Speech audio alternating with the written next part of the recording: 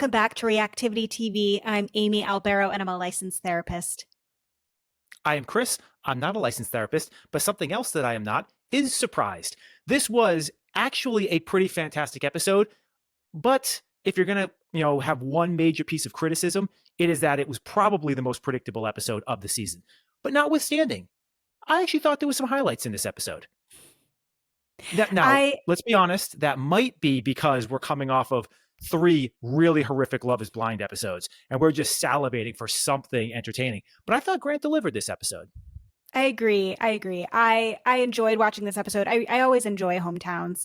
And I said to you while we were kind of mid-episode, like, Grant's really doing a great job. So I enjoyed watching this episode. I do think like the recency bias here applies that made me like really revel in like this is good TV based on our experience watching Love is Blind. So I think that has something to do with the amount of enjoyment I got from this. But yeah, I'm excited to be here talking with you about it. And we're going to get into, of course, all of our opinions and our thoughts for Grant's season of The Bachelor. This is episode 6, Hometowns edition. So we're going to get into all the nitty gritty that we saw on tonight's episode. But before we do, please be sure to go ahead and hit that like button at the bottom of this video and subscribe. We love our growing subscriber community.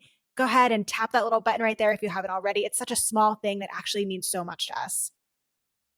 Yeah, and also please hit that bell icon so that you're alerted anytime we post new content to the channel. So shall we get into some quick opening thoughts beyond what we've already said? What are your takeaways here?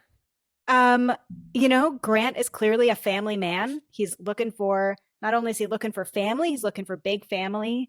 And so that really rang true. And, I liked seeing some familiar places, like Newton, Mass is a place that I've frequented.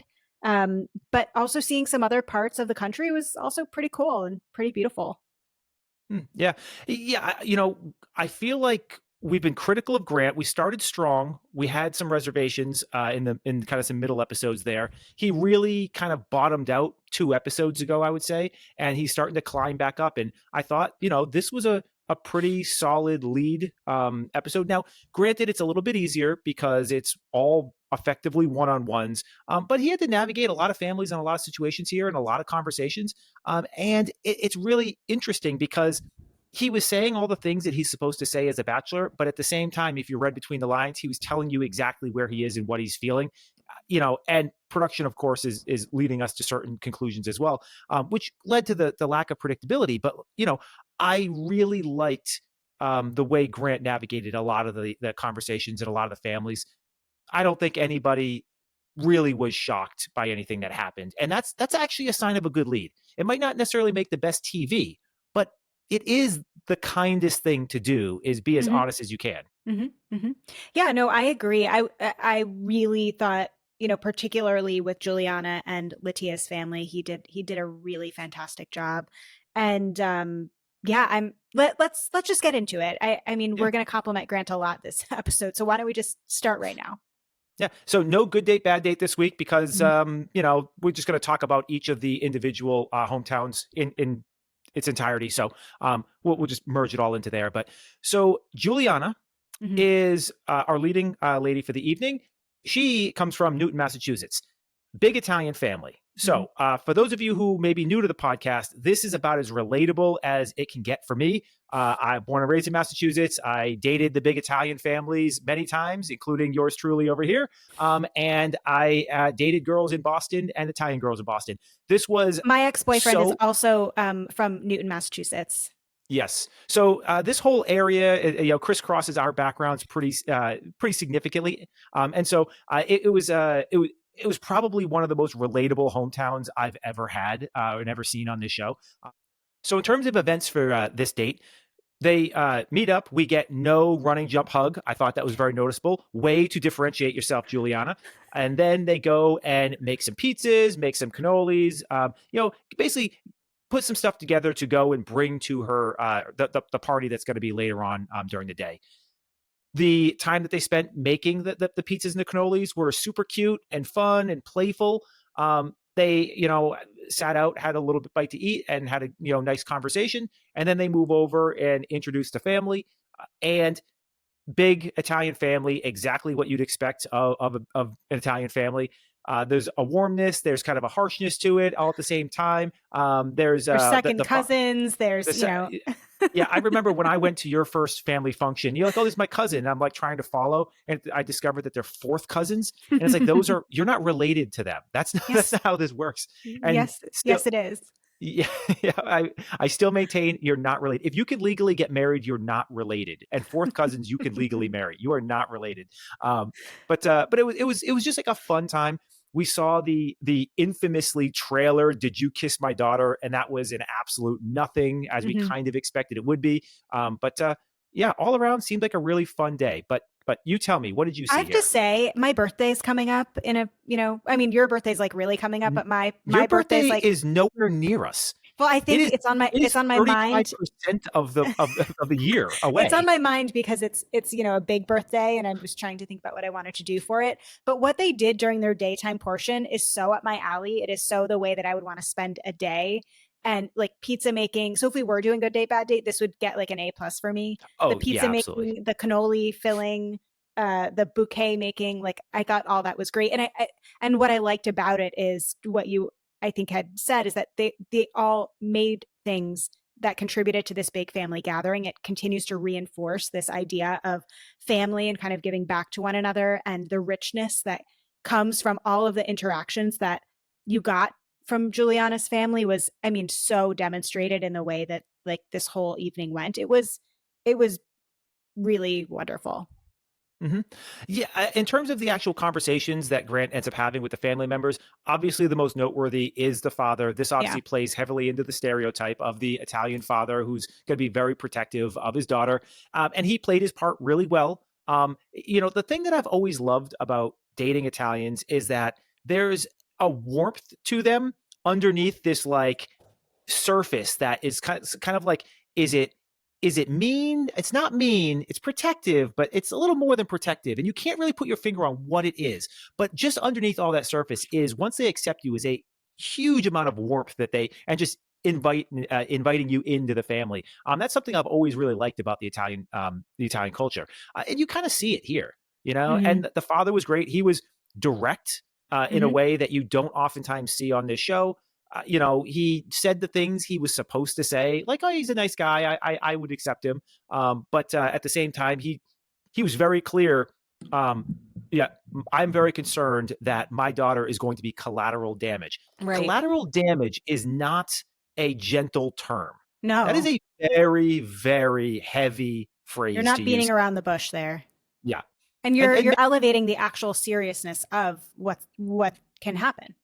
yeah, this isn't a TV show to her father, Right. right? So Right.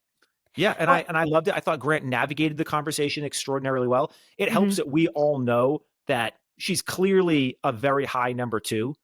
So at a minimum, she's in the finale. So Mhm. I'm sure that helps in navigating this conversation. If it was, maybe Dina or Zoe, I would I'd be a little more curious to see how he navigates this one. But yeah, I Yeah. mean, I think in his mind right now, Juliana could win this thing.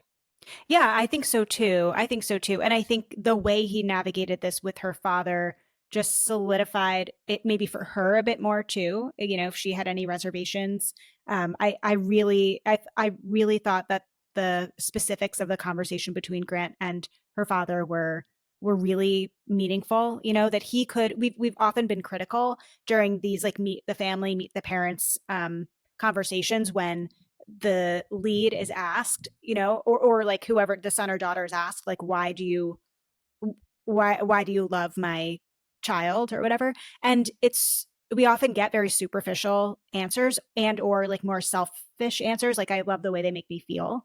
Mhm. And Grant was able to really articulate what it was specifically about Juliana, and along with that, what he could see them doing together, and how he could see them growing together and building together in their life. And so it was about her, yes, but it was also about how those qualities and how those characteristics could translate into what he envisions as what marriage is. And so he was able to kind of kill two birds with one stone, talk about his care and appreciation for his daughter, and also give his values of what it is to be a husband and what it is to be in a marriage. And so I think Grant was wonderful in that. And the other thing that I wanted to, I guess, get your take on as a man, is that one thing that Grant said to Juliana's father, and then also again to Juliana, is, I respect you and I appreciate what you've done to provide for your family and the way that you've kept your family together. And again, for him to repeat that to Juliana means that it had some meaning to him. It clearly had some meaning to her dad. What do you think he was really trying to say there? Why do you think that was so meaningful? Well, I mean, if you look at Grant's backstory, obviously there's a lot of damage there from his father not stepping up the way he should have, right? Mhm. And so, anytime he sees any father figure who does what he wishes his father had done, it's going to be meaningful. One thing about men is that we don't really give compliments. Women, you shower each other with compliments all the time. Men don't shower other men with compliments. When a man gives a compliment to another man, it's actually quite meaningful, and it's relatively uncommon, right? And it's just the nature of the how men communicate with one another. I think what Grant's really saying to the father is that I see what you did. I look up to how were a husband and how you were a father, and I want to emulate that. And Mhm. in recognizing what he did as a father, and showing the respect for it, and being able to acknowledge that that's not what I had. What he's basically saying is that I'm not going to repeat the mistakes of my father, and I want to be more like you. And that is a tremendous compliment. And anytime a man gives a compliment to another man, you always sort of have to ask yourself a little bit of like, what's the end goal here? Because compliments are relatively uncommon between men. And when you have a cross generational compliment like that, Mhm. usually it's significantly more meaningful, Mhm. right? Mhm. Right. Well, and yeah, that makes a lot of sense. And I just looked back at my notes from like Grant's like opening for this episode, and he was talking about his own family. And one of the things he had said is, whatever my mom and dad were lacking, that's what I want to do better. And Mm-hmm. so I think he could see this huge, beautiful family that gathered for this woman he's dating, and look at kind of like the patriarch of that family and think, this is what I want. And now I have a model for how to get there. Yeah, I don't want to jump too far ahead, but there was maybe one of the best quotes I've ever heard in this series, or really any reality TV series that was in this episode. And it came from Latia's father, actually. And we're going to come back to it in a little bit. I don't want to spoil it now, but Mhm. I, I think it exemplifies exactly what Grant is feeling here, and why he makes this statement to Juliana's father. I Mhm. also want to point out that this is not the type of statement that you would make to somebody that you were not seriously considering, Yeah. right? And it felt You're sincere. giving, It did well, it feel felt sincere. sincere. Yeah. Yeah. I mean, I don't see Zoe or Dina's father getting this compliment. They get a Mhm. compliment, because, he has to, but not a compliment like this, Mhm. right? And the Mhm. reason is because the two of them are not winning this show, right? Right. It's Right. pretty clearly between Latia and Juliana. And Yeah. yeah. Right. Right. And listen, this date, this hometown date with Juliana was like a plus. I mean, they both did well. It went really well. They end telling one another that they're falling in love with each other, and it's a beautiful bench debrief that they have. Mhm. Always a bench debrief. And I will point out that he told a few girls that I'm falling in love with you. He also did not say it to a few girls. Hmm. And again, we think Grant is a really honest person. Hmm. Hmm. And I think if you read the tea leaves, and I don't really think they're leaves, they're more like tea trees at this point. Hard to miss. You kind of see where this season's going. Yeah. Yeah. All right. Let's move on to Zoe. We take a trip to our neck of the woods to New York City for Zoe's hometown. Not her hometown, her adoptive hometown. It's where she Hmm. where she moved to later on in life. Hmm. She says some bizarre things in this opening, like she thinks the people in New York City are kind, and that's why she loves it. I work in Manhattan. We live 45 minutes outside of Manhattan. There is nothing kind about New I, Yorkers I at all. literally did a double take when she said that. But I think what she was actually saying is that her people, the reason that she considers New York her hometown and why she loves New York so much, is that the her chosen family that's here are so supportive and so kind. That's what I'm Sure. assuming that she was meaning, because the biggest thing that I hear from anybody that comes to visit or, is a transplant to New York City area is that everyone is so rude and unkind. Hmm. And I just don't notice it because, that's where I grew up essentially. But Yeah. I still wouldn't say that everyone is, sweet and kind. I would never think to use those words. Yeah. So for context, we obviously have places in Connecticut, right outside New York City, and in Miami. We're new to Miami in the last couple of years. And when we meet people in Miami, you cannot get on and off an elevator without everybody in the elevator saying hello and goodbye to you. When I tell people in Miami that I have been working in Manhattan since 2007, and I have never once had somebody say hello or goodbye on the elevator unless I happen to know them. And even then, it's about a 50-50 shot. And the people in Miami are like dumbfounded. Like this, how that's you're making that up. You're exaggerating. No. No random person that I didn't already know has ever said hello or goodbye to me. And what is that? 18 years, give or take, 17, 18 years. So that just tells you the relativeness of the friendliness between, say, Miami and New York City. So anyway, not to harp on that, but I feel like we're all over the place. Newton, Massachusetts, basically right where I grew up. Now we're in New York City, where we live now and have lived for a while. Like we know these areas, right, Mhm. really well. Now let's get into the events of Zoe's date. Zoe reminds us at the top of this date that this is not where she's from, that she had moved here for her tech career. And alongside her tech career, she started modeling a bit.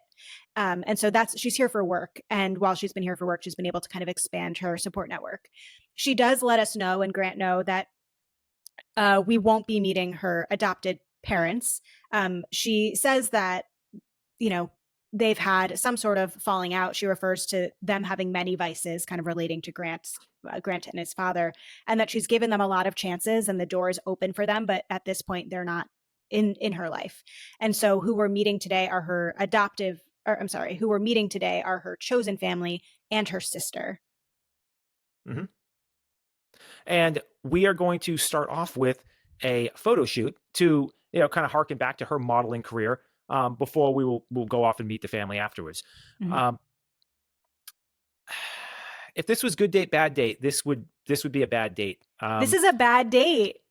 This is your first and only one-on-one Yeah. of the season. To put it in context, this is what they do for group dates 1 or 2, a photo shoot, a bridal photo shoot. It's like the least intimate thing that you can create. And it also gets like a tinge more awkward when you now are in the final four and you're putting on a wedding dress for this guy who might be your fiance, but might not. Like it just feels off. Feels like production was torpedoing Zoe, is what it felt like. I just don't. You didn't get a one-on-one the entire season. This is your one-on-one where there's not a ton of one-on-one time, because at least with the other one-on-ones, even if you get a crappy date, you still end up with the dinner, Mhm. where you can do something with the dinner. You don't even get the dinner here. You're going straight in and meeting her family. And so it felt to me like a shallow use of time together, Mhm. very performative with all of the performative in the artsy way, not necessarily in the fake way. Yeah, But it was like, how do you get to know somebody I better know. with what had happened here? I think the only thing, like the saving grace of it all was that, and they both reflected this too, that Zoe was much more comfortable, like much more in her element. This was her environment. She relaxed a little. Grant was able to see her in a more confident place. I mean, they looked beautiful in their photos. She clearly had like experience and was a natural with modeling. Like it, and so for that must have been really good and felt really good for Zoe to feel good Mhm. on this date with Grant, because in these group dates, like really they really haven't been in her aisle or whatever, that in her lane. In her That's lane. Yeah. Yeah. it. The wedding aisle, I don't know. Yeah. Yeah, I hear that. My concern, though, is that she's been out, a fish out of water in everything else. And what does that say about her adaptability? Adaptability. Yeah. And that's a concern for me, Yeah. No, no, of because course. you're going from, just yourself to suddenly Grant wanting a big family. And that requires a lot of adaptability. And it means that you have to go out and do a lot of things and go to a lot of places and do a lot of things that you've never experienced with people that you know, maybe have never met or don't like. And anytime somebody shows me that they're a little bit rigid and a little inadaptable, I get concerned about like what is that learning curve going to be? Not saying Yeah. she can't do it, not saying that she's incapable of all of these things. It just it's something to note. Yeah. Yeah. Agreed. And also, I will point out she's also among the four finalists here, she's probably the one who talks about um, wanting kids the least of the four. I think that's a problem, right? When during the show can you really remember her really talking about the kids? Well, they You know, haven't had much time. That's mhm. the so like it's hard to but know but here even or there. her opportunities to interact with kids, there Yeah, was, right. instead she's pulling them to the roof. Exactly. Yeah. Yeah. So I just think that there's if I'm Grant, I've just got some concerns here, and a one-on-one is a great time to alleviate some of those concerns. And production basically torpedoed her, right, with this one-on-one. So yeah, I don't feel good about this for her. And you saw it when Grant, the way Grant interacted through most of the day, you could see that she's way far behind everybody Hmm. else. Right. Well, Um, again, juxtaposed to Juliana's date, like it's tough. So we do end up going to the family gathering, and it's aunts, uncles, and sister, basically. Um, and pretty much everybody is addressing the exact same thing. Why hasn't Zoe got a one-on-one? And I found Grant's answer to, again, be very honest and concerning. What is his response? Well, I just felt like when we're together, one or both of us is kind of holding back. Hmm. That's that's the reason you didn't get the one-on-one? Shouldn't that be a reason why you do get a one-on-one, to try and break that down and figure it out? So you're telling me that you felt that one or both of you was holding back, and you didn't think that she was valuable enough to give a one-on-one to. That that doesn't feel very good right now. That I feels know, like not Zoe's very going home. reassuring. Yeah. Yeah. Right. Yeah, I But I don't agree. know what's your take on this family portion. No, I mean, I don't really have a lot of notes, to be honest. There wasn't a whole lot to pick up on. I thought, it was really nice seeing Zoe with her sister and seeing a different side of Zoe. Um, you know, there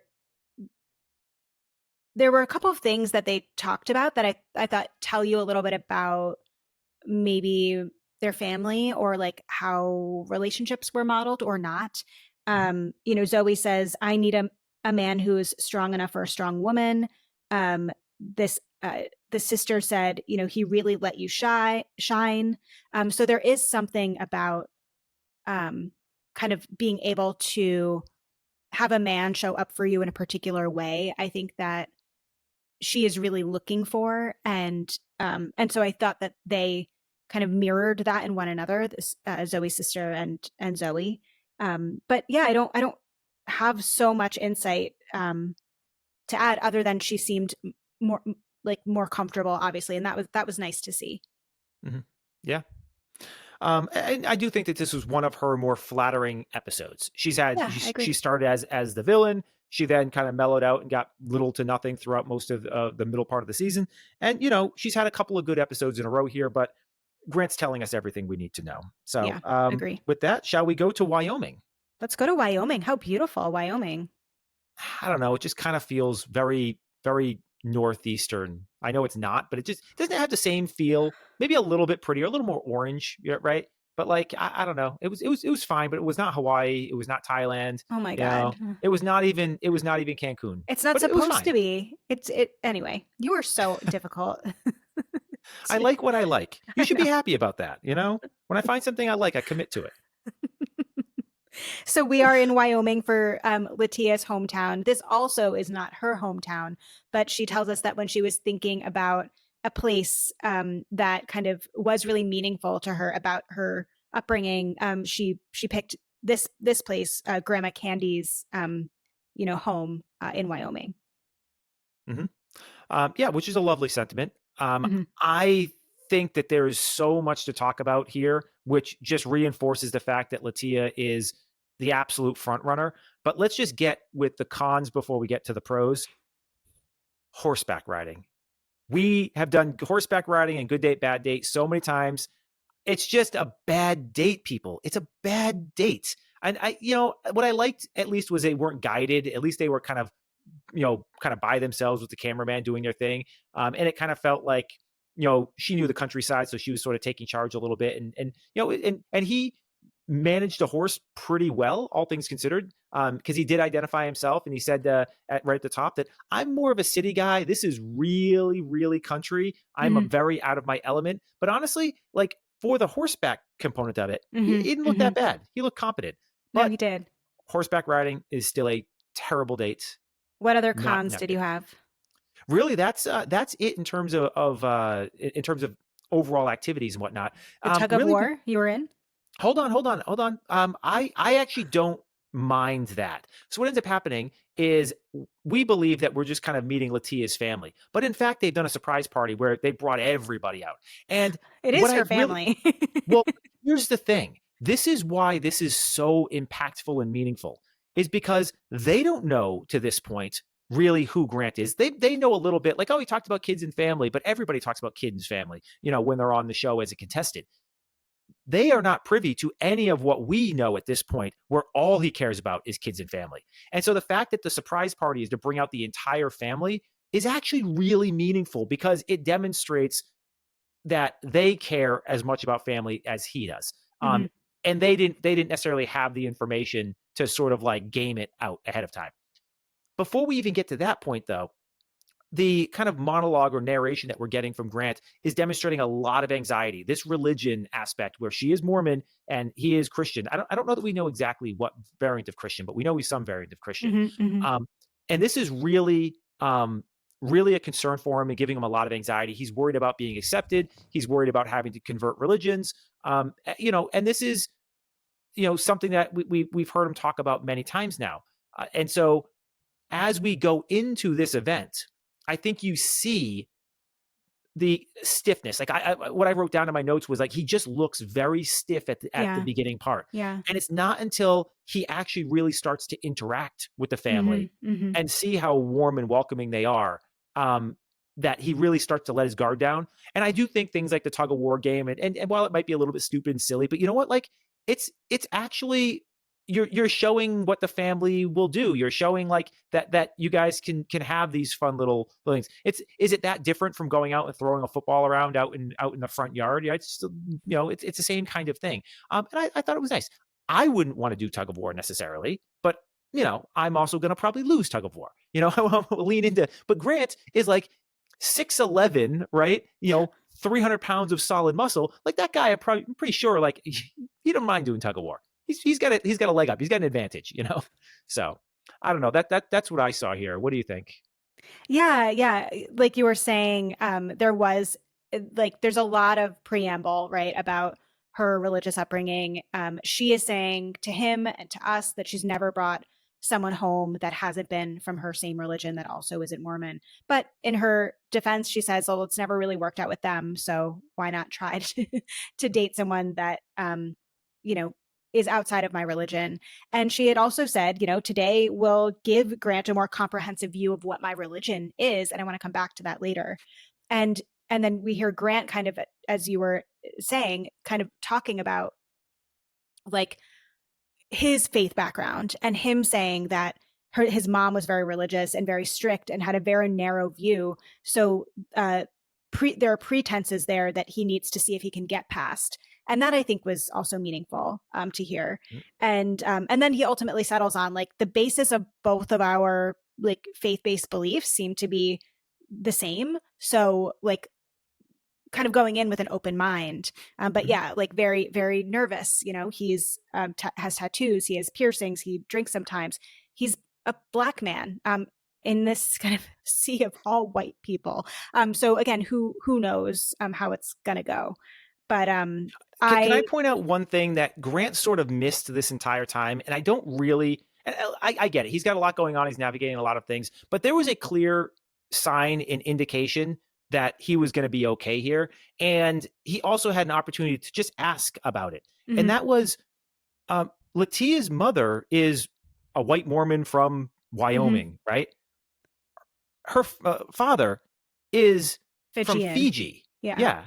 Um, Obviously, I don't think there's too many Mormons in Fiji. And so Mhm. there was like, if he actually sat down and really thought about this, he probably could have put together, like, wait a second, I'm not the first in the family. There's actually a precedent here. And that would have probably been the question I would have really liked for him to have asked Latia, when she brought it up, being like, okay, now again, things happen fast. There's a million things going Yeah. through your mind. I get why he didn't get there. But like, that is, in hindsight, what I think the right question for him to have asked was, Sure. okay, I'm guessing that your father from Fiji was probably not Mormon. How was he accepted in the family? How did the family deal with the differences in religion?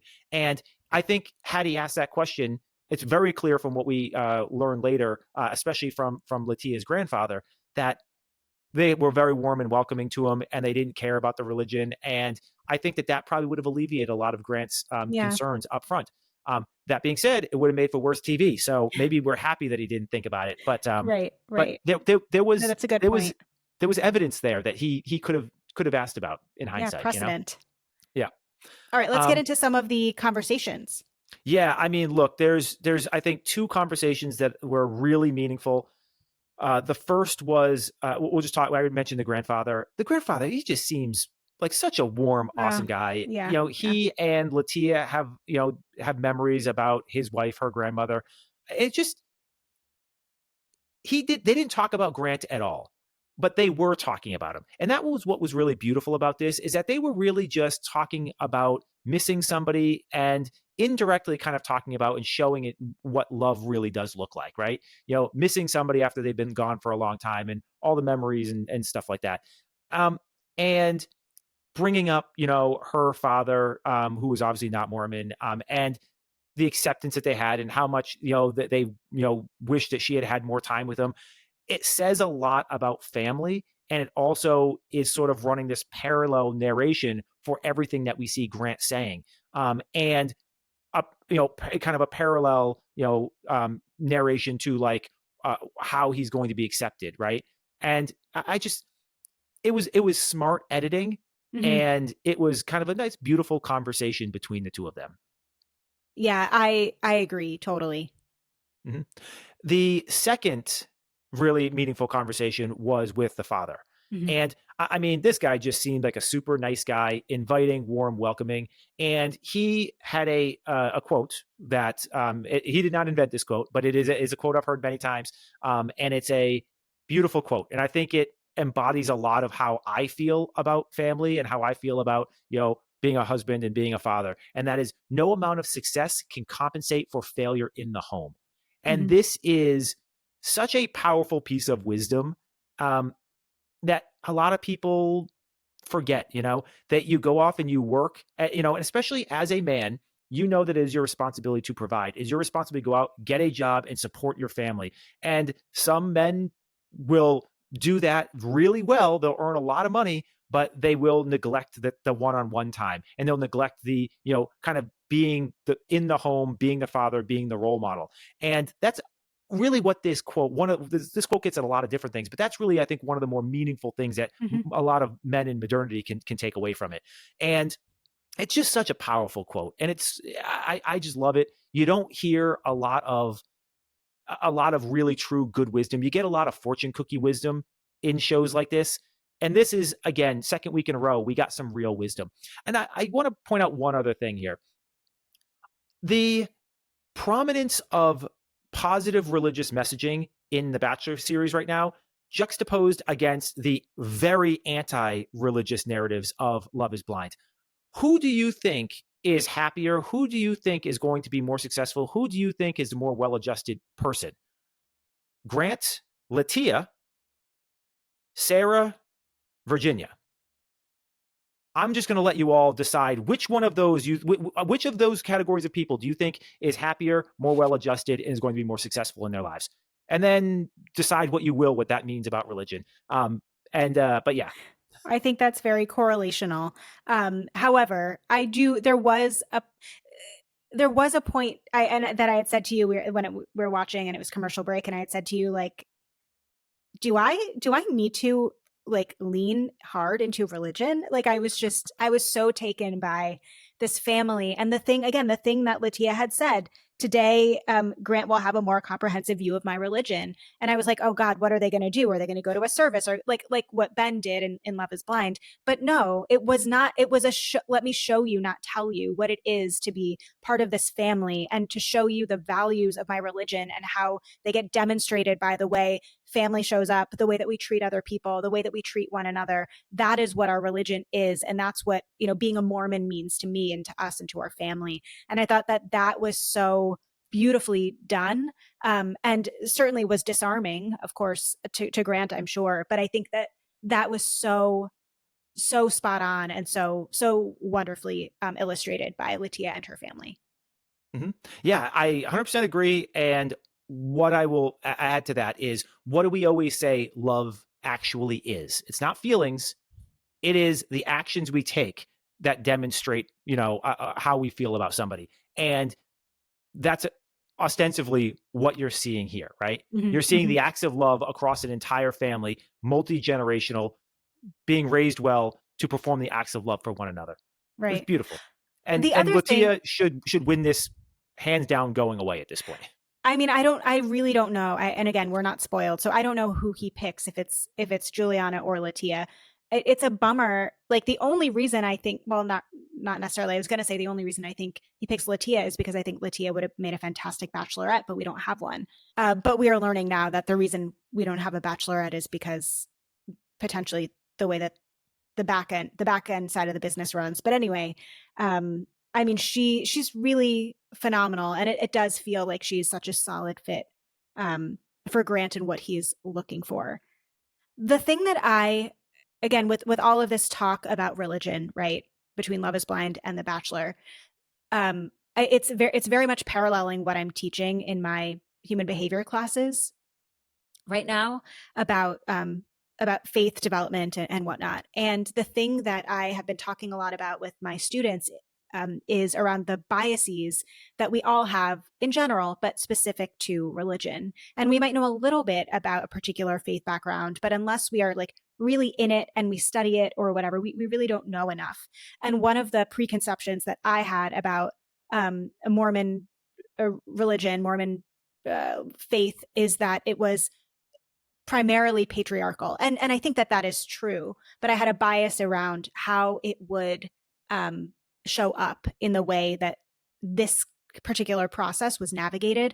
And I would just want to highlight that both Rob, Latia's father, and Maury, Latia's mother, both said independently, I trust Latia. I trust her to make the decision that is right for her. Neither of them were saying, like, she needs my blessing. I approve, my approval. Grant needs my approval in order to move forward. It was, no, I trust my daughter. I trust that she's going to make a good decision for her. And if she feels good about this match, then I think that then I trust her. And I think that was also kind of a takeaway for me about their religious background as well, or the way that their family background and values and religion all intersect. Yeah. I would say that I think the majority of people out there have learned almost everything they know about the Mormon religion from an episode of South Park. Right. And that I challenge. Or the Book of Mormon. Or the book, I guess, the Book of Mormon, which we never saw, actually, despite it being on Broadway for so long. I actually had the opportunity to have a Mormon stay with me for a short period of time. It was actually, so when my brother was sort of like back on the market after his first engagement fell through, he ended up meeting a Mormon online who decided that she was going to like fly out and stay with him through the holidays. And and she was going to look at colleges. She didn't look at any colleges out in the Northeast. And they would, kind of dating or whatever. And so she was like hanging around the family for like weeks on end. And I had like, it was a great opportunity because I got to like ask her all kinds of questions, and I got to like learn about her religion directly from her. And it was like really, really fascinating to kind of dig into the some of the nitty gritty. And this is after I'd watched a South Park episode. So like I already had like a very misconceived notion of the Mormon religion. And it was actually a fascinating experience. She and my brother did not work out for a variety of reasons. But yeah, I still hold those that one holiday season in fondness because I learned a ton about the Mormon religion during that time. So I did not know that. It was long before you. It was long before the girl before you. That's Yeah. how that's Long time we're going ago. back more than 20 years at this point. Yeah. Yeah. Yeah. I think I might have still been in I was probably still in undergrad at the time. Mm. There Anyway, was one other conversation I just wanted to highlight before we move on to the last hometown, and that yep. was the conversation between Latia and her mom. They start to talk about Latia's feelings for Grant and particularly around fantasy suites, which is upcoming. And Latia says it would hurt my feelings if he slept with other girls, and I don't plan on sleeping with him. And I loved what her mom said here. I've never heard it on this show before. She said, "Would you be open to just seeing how it feels and not deciding now how you'll feel and what you'll do?"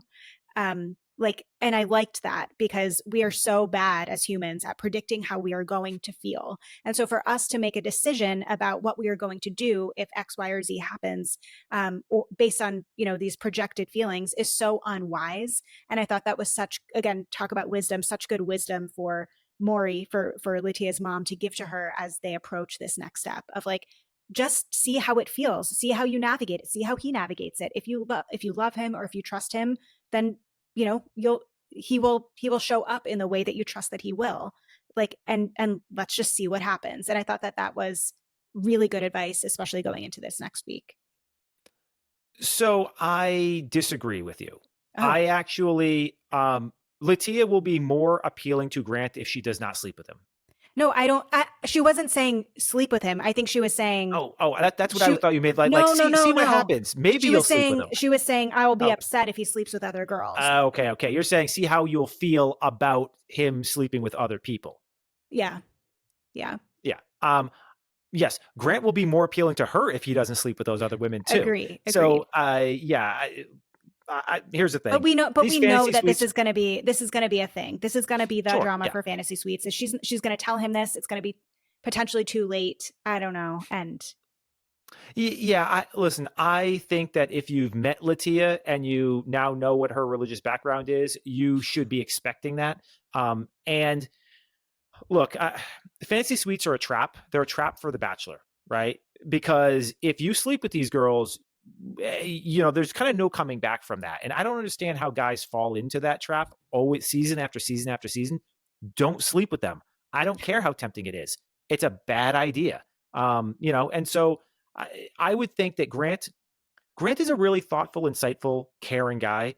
I think that he could be one of those guys who will actually make the right call. I don't know that Joey slept with the girls. I don't think he did either, if I remember correctly. Joey is a king. We will never know. Joey's Didn't king, and matter.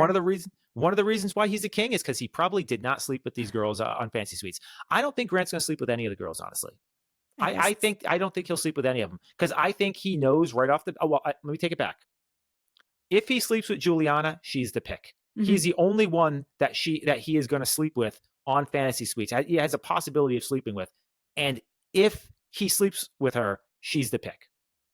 Yeah, I think so too. I think if he progresses a relationship physically, it's on purpose, like for Yep. that purpose of like this is my person. I agree. Yep. Exactly. Shall we Um, go yeah, to? let's move on. I mean, I guess we can say that they both say that they're falling in love with each other as well. So they This was a crush. This was an A+ yeah. across the board, other than the horseback riding at the start. I mean, it couldn't have. He was so comfortable by the end where he started Yeah. really rigid. All of his anxieties about being accepted were allayed. The family seems wonderful. They seem really family oriented. His biggest concern at this point is that they're in Wyoming, right? And he's a city guy. But I think they'll get beyond that. They'll figure it out. I think the biggest concern is that she's 31 and she, might want 4+ kids, and so they'd have You to think get he's going worried about immediately. waiting? I guess He wants not. 6. Yeah, that's He's fair. 28 and 6. I assume 2 years apart, right? That puts him at 40 when the last one pops out. He's not waiting, right? That's fair. All So, right, let's go on to the final hometown, Dina in Chicago. Yeah, this was not great. Pretty much we knew right off the bat that she was going home.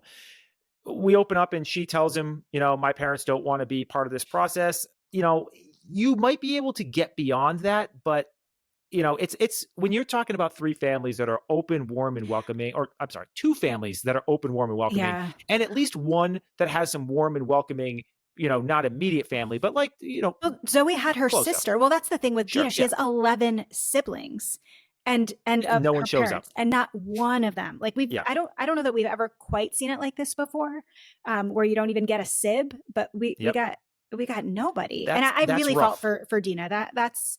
That's really rough. And I really commend Grant here for saying, like, you know, I'm concerned about her not having support through this, like that this must be really hard for her. And it was also a downer for him too. So I have a theory, and maybe this is tinfoil hat, but do we think that Dina actually didn't want to continue to progress and tried to get herself eliminated here? And I'm going to give you a couple of reasons why. 11 siblings and two parents, and nobody shows up. When they're sitting down, she says, I like you a lot. What are the other three girls saying to him? I'm I'm in love falling with for you. you. Yeah. She's saying, I like you a lot. She knows what week we're in. She's not dumb.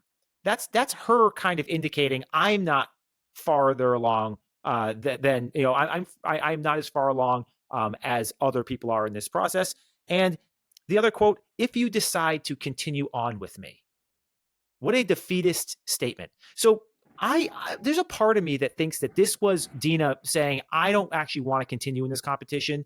He's not for me. I don't want to bow out because there's nothing really wrong. Just go through the process and I'll just kind of torpedo it in a way that I know is going to torpedo it. I'm giving him all the right comments and signs saying I'm not the pick for him and I'm not really that committed. And my family doesn't show up and it's toast. And it Yeah. I wasn't mean, because my family's awful. It's like they're just private and they don't want to be part of this process, but they'll love you if you do pick me. Has nothing to do other than they just don't really want to be part of the process. Nothing negative about them. I mean, I could see a version of that where, like, she knows it's not her. Like, she's got to know it's not her. And so if her family's already a little like, I don't really feel comfortable with this, she's not going to push it because Mhm. she knows it's not her. She's not delusional. Yeah. Yeah. In fact, she's probably, of the four remaining girls and maybe of the entire cast this season, probably one of the most, kind of on point, on the ball of them Hmm. all, right? Like I Hmm. don't think too many things are getting past her. And I think Right. she's got a pretty good, pulse of the situation. So, Hmm. yeah. So Anyway, so what highlights were here in this date for you? yeah, I mean, we go to some kind of like fair thing that has a corn maze, Mhm. and hey, we love a corn maze. I make you go and do a corn maze every October, and I liked it's how at the end of wonderful. this corn maze you get to a bar. That was cool. I took you to a corn maze that had the bar in the corn maze last year. I was actually a That was a sunflower maze. Remember the sunflower sun? maze. That's I took right. you to Yeah, the I drank sunflower maze. Oh, a lot of wine in that. yeah, because you got to drink my wine and your wine. And then there's first off, we go to the corn maze, and then we go to the bar. Yeah, but Like it's what? I different. It don't. doesn't, like, you don't maze your way through to get to the bar. We had to, No, we get in our maze our way through, and then I take you a half a mile down the road to the bar. It's not even a half mile; it's a quarter mile down the road to the bar. it's different. The It's, same but it's different. different. Either way, love a corn maze, love a sunflower maze. If there's wine bars in the middle of the corn or sunflower maze, you're in. That's a great October. Let me just say. So when they get out of the corn maze, all of her friends are there. Oof, these friends I just wrote down very plastic, but they seem nice, right? But they just was there anything here to grab onto? Anything to say, Grant, give her a second look, maybe keep her around? No, I mean, I really no. She was hoping that her friends would, like, ask the hard-hitting questions or, like, whatever, and they didn't really. Again, there wasn't really much here. And how much, responsibility do you want to put on your friends? I mean, it was really Hmm. nice that she had a nice group show up for her. I was happy for her that she had that, but yeah, there's just not a whole lot here. I think they both knew that Yeah. this was not going to end well. Yep. And we're going to get that narration from her point of view for the rest of the episode. Yeah. But so that date ends, not a lot of fanfare, and then we move on to consultation with the king himself, Joey Grazadeh. Love me some Joey. It was so good to see him back on my screen again. This must have been right in the middle of Dancing with the Stars, given the time of year it Yeah, was good point. October. Yeah. Yep. Yeah, I thought that there was some really good stuff in this consultation. He talks about, listening to your gut, and don't sit there and try and, abacus this whole thing. Like, Mhm. your gut's telling you something. It kind of reminded me a little bit of that nutrition seminar that you did, workshop that you did, where you talked about how your gut actually is like a second brain, and that's why your gut Our responds enteric when things are nervous going on your system. brain. Mhm. Mhm. Yeah, and it reminded me of that. So yeah, I thought he gave some really good advice. There's so much to like in this episode. These consultations are usually atrocious. Mhm. There's nothing that's said. It's just one idiot talking to another idiot more often than not, that has no wisdom and you know not articulate in any way.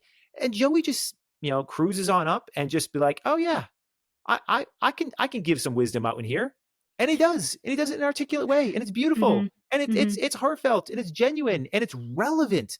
How many times we get these consultations, and it feels like the advice they're giving is not actually relevant to the Mhm. person? It's like I came in with what I'm going to say, and I'm not even listening to what the other person's saying, and I'm just going to drop whatever fortune cookie wisdom I happen to think up, whether it fits or not. Joey the King, he listens, he responds, he gives good Mhm. advice. Mhm. Love that Right. guy. I mean, He's great. and again, he's very intuitive. He was very attuned to Grant. Like you were saying, don't abacus this. He said, like, I know you're a numbers guy, a more analytical guy. Like, that's not going to work here. You can't ignore like what your heart is saying and what your gut is saying. And I think and like, don't forget to pay attention to those things and use the fantasy suite time to like have these conversations and ask the hard questions. And Grant was saying, like, I'm just worried about, breaking people's hearts. And Joe was like, it's going to happen. Like, Yeah, you're going to do that's it. what you signed up for, And so I thought and that that's what that they was signed up also for. Yeah. that was also just honest. I mean, that's what makes Joey so great. He's so authentic. And that's what makes him lovable. And I felt like, yeah, what a good person to have come on. Yeah, I know that people are going to remember that I was very critical of Joey at various points in time, but that's only because I love him.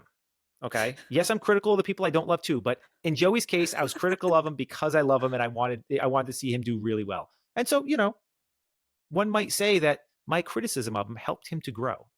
Oh, I'm sure it did. I'm sure you're directly responsible for that. Anything else we got to talk about with Joey, or shall we go on to the No, pre-rose ceremony chat? yeah, let's do it. So, not a lot here. It's really just the girls talking about their hometowns, It's really and just to frame up the disparity between, the three others and Dina, you know. I mean, I don't even necessarily think the three others in Dina. I think there's very clearly three tiers here. There are two that are just so far ahead. Dina is Mhm. clearly so far behind. But it's not like Zoe, had a lot of great, like even hers was like, oh yeah, I didn't get this, but I did get this. Two of them are like everything went perfect, A plus. Zoe's like, I'm like a B, and Dina's like, okay, I'm a D, right? Yeah, And yeah, so if I were Zoe, I wouldn't be walking out of there feeling happy, right? yeah, Based on yeah, that either. But I yeah, think Dina is just so far behind that it's yeah. hard. It's kind of easy to miss, just how off Zoe is from the leaders of the pack as well. Mhm, mhm. But that's really it. That's all we really get from that. And then we roll into the rose ceremony. We all know what the Yeah. deal is. Next week is Fantasy Suites. We get 3 roses. Somebody is going home. Um, yeah, in order, exactly how we predicted them to be. Latia, then Juliana, then Zoe. Meaning our elimination is Dina. No surprises. Not the order of the roses was not even a Mhm, surprise. mhm. I don't think Dina looked that heartbroken, which is my fourth piece of evidence why I think that this was a little bit of a sabotage is the wrong word. Throwing in the towel, sort of Maybe. sort I of mean, a she silent also concession is what this was. possibly, but she also is known for saying that she is not very emotive. She's Hmm, the ice queen, all of that stuff. And fair, so yeah. it's possible that she just like keeps things close to the vest there as well. And you know, that could be the way that she processes. But I think she knew it was like a foregone conclusion too. I'm happy you asked about my rose this week. Love it. My thorn this week. I hated to see that. Let's go into Rose and Thorn. Okay. Why don't you lead us off this week? I feel like I've been leading us off this segment every week this season. So what do you got Okay. for us? What'd you like? So I had a couple mini roses. Hmm. One was I literally I just smiled when I saw the first bench of the evening come out. Just that nostalgia that they just can't help themselves, that they love a good bench. And I was glad to see I was glad to see the return. So that Hmm. was nice, and that was very familiar. But I Remember I when they do dragged that bench out to the lake that time a few seasons ago? It was like, who was carrying that out there? got a dedicated team, you know? Yeah. But honestly, I really think we already touched on it so much, but I think that the family conversations that we saw, particularly with Latia and Juliana's family, were just highlights for me. And there's so much about this season in general. And again, this is now the third week in a row that I'm saying it, that it feels, especially with these two women, it feels authentic. It feels honest, and like I feel so appreciative to be able to watch what I'm seeing. And granted, is it still a highly edited TV show? Is there production in there? Yes, but like it does feel less. Those interactions feel much less produced, and I really appreciate it. So those are my roses this week. Oh, and Joey, of course, he always gets my rose. Yep. I also actually have a couple of roses to give out. Mm, So obviously, I already mentioned, no amount of success can compensate for failure in the home is such an amazingly wise statement that we all should take to heart. And I can't not, give it a rose. My second rose, actually, did you hear that music during the rose ceremony? It was epic. It was awesome. I mean, talk about framing up a vibe for the event. It was I don't know who hit the score for this episode, but I am all in. Send me the soundtrack. I'm playing that on my way to work every day. It's fantastic. Excellent job. what about your Uh, thorn? I get a boring thorn this week, because really, honestly, I didn't. There was not a ton of things that I really disliked about this episode. I thought it was maybe the best episode of the entire season. I think, it wasn't maybe as messy and didn't have as much drama. So it maybe wasn't as engaging as some of the other ones, especially earlier on in the season when Grant was still like trying to figure out how to be a lead. But it was a strong episode. And so really my thorn is just the lack of surprise and Mm, just overall predictability. At no point in time in this entire episode was there even the possibility that it wasn't Dina going home. And everything just sort of played out exactly how you expect it to play out. Even the did you just kiss my daughter? It was like in the trailer, it's like, oh yeah, like we knew that's exactly how it was going to be edited. And so maybe it's just because we're on season like 97 of this that we've just seen all the edits at this point and we know all the tricks. And it is such kind of a low key final four where they're pretty drama free that but they're just you know very predictable. And that would be my criticism and my thorn for this episode. hmm Okay, my thorns are not particularly deep. My first thorn is goes to the wedding photo shoot, engagement photo shoot, particularly the photographer, whatever she was, that gave Zoe a fake engagement ring to put on. I was Mm-hmm. just like, we have gone a step too far. I just was not a fan of that. Just did not like it. But perhaps my bigger thorn, and I'm shocked that you also didn't pick up on this for a different reason, was in the pizza making. They made heart-shaped pizza. And that is Mm-hmm. just not a great use of dough. That does not get No, you a maximum amount of pizza. it's And true. Very so inefficient. Yeah. very inefficient. And then the thing that I thought that you would pick up on is, while it might have been cute that they made their initials in pepperoni, I know how you like an even distribution. And Listen, so it's very straightforward. If you go to any cooking class or go to culinary school, the first thing that you will learn is that every bite should have a bit of every ingredient. Period. Right? If you take one bite and you do not get a uniform distribution of ingredients, then the cook has done something wrong. It's pretty as simple as that. So there's actually a statistical term here. Okay, it's called homoscedasticity. Okay, and what homoscedasticity means that you have constant variance at any period in time within a series of data. What that means is that no matter where you look in the entire sample of data, you're going to get the exact same variance, right? And so my pizza toppings better be homoscedastic. That's all I'm saying.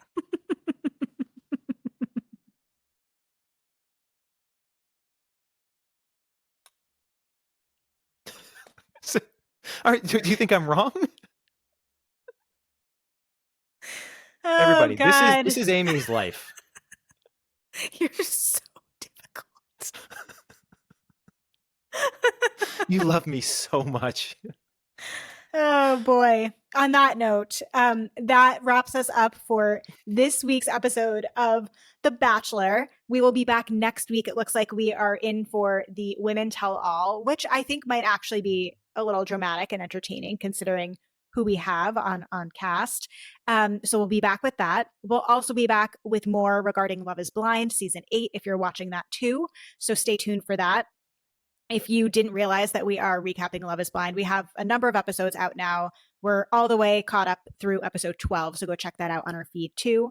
If you want to follow along with us between now and next time, catch us on Instagram at Reactivity TV. You can also follow me at Amy Albero LCSW. Send us emails to reactivitytv at revivecfw.com and keep your questions, comments, reactions, feedback coming in the comments. We love to see it. We will see you all next time. Bye. See ya.